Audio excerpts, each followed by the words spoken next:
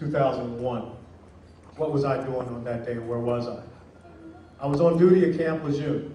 I was an Army officer that had been assigned to the Marine Corps headquarters there, 2nd Marine Expeditionary Force.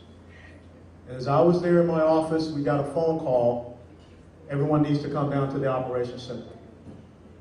When we got down to the Operations Center, we saw a picture of the First World Trade Tower building that was on fire. And as we stood there and watched, all of a sudden we saw the second plane go into the second tower. And then later on, we heard the news about the crash here in the Pentagon. And that crash into the Pentagon went into the Army G1 section. So there were people that I knew that were there. And there were friends of mine that were also there that helped with the rescue effort. But as I stood there with my brother Marines on that fateful day, we looked at each other and we knew whatever this country needed, we were ready to go and sacrifice for our freedoms so that we could remain a free republic. And in the post 9/11 world, I have served on both of those battlefields, being in Iraq and Afghanistan, to make sure that the people that perpetrated those crimes against the United States of America will never have the opportunity to do that again. But what we must understand right now is something that's totally different. We are forgotten in 8 short years what happened on that day. We now have a recalcitrance to call the enemy the enemy. We now don't even want to say that we are fighting a war. And let me tell you one very simple thing. The reality of your enemy must become your reality. And if we continue to walk around in this country and be led by sheep who occupy certain buildings across the Potomac that refuse to stand up and show the courage, the resiliency, the resolve, and the vigilance that signifies being an American, we don't need them to lead us.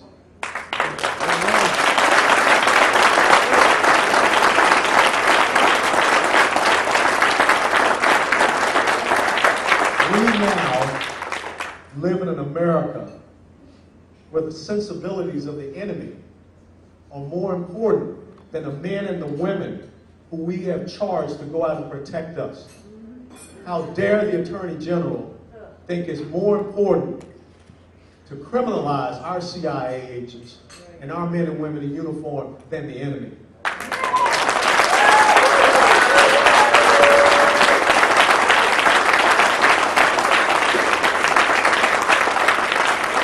We live in an America where this is a day of remembrance for the most heinous crime that was ever perpetrated against our nation.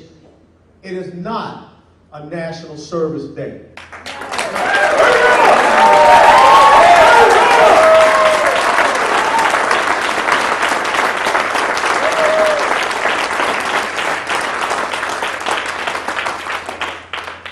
And as far as those people that are sitting in Guantanamo Bay, they can rot there.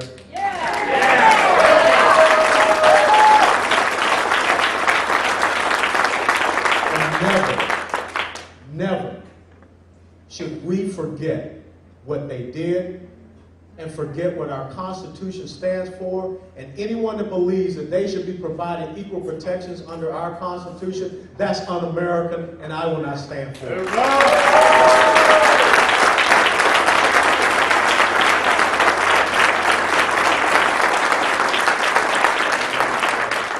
So this is what I challenge you to remember this day.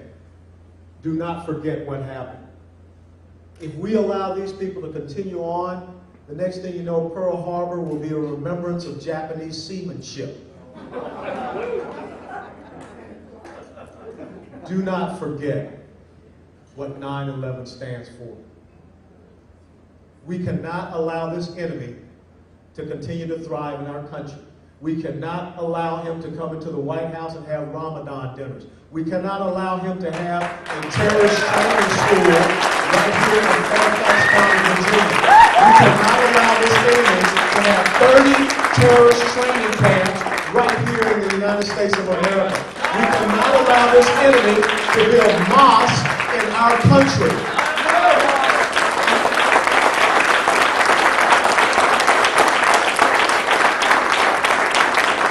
On this day, I want you to do just as Clint Eastwood said in the movie Outlaw Josie Wales. I want you to get dog fighting mad. And never forget it. Always let it burn in your hearts. Make sure our children never forget it, because this is the United States of America, and it will be around for another 233 years. God bless you all.